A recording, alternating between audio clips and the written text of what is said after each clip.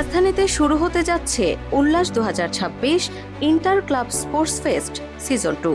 গুলশান ইথো ক্লাব লিমিটেডের উদ্যোগে আয়োজিত এই ক্রীড়া উৎসব চলবে আগামী 30 অক্টোবর থেকে 7 নভেম্বর পর্যন্ত।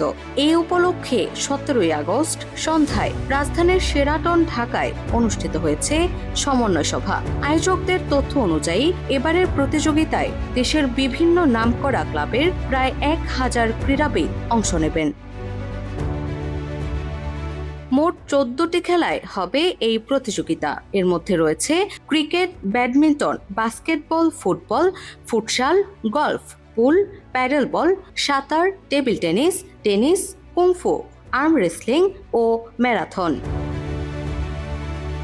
সমন্বয় সভায় আয়োজক কমিটি ও অংশগ্রহণকারী ক্লাবগুলোর প্রতিনিধিরা উপস্থিত ছিলেন। আয়োজকদের আশা, উল্লাস 2026 দেশের ক্লাবভিত্তিক ক্রীড়া আয়োজনকে আরও প্রাণবন্ত করবে এবং খেলোয়াড়দের মধ্যে পারস্পরিক সহযোগিতা ও সৌহার্দ্য বাড়াবে।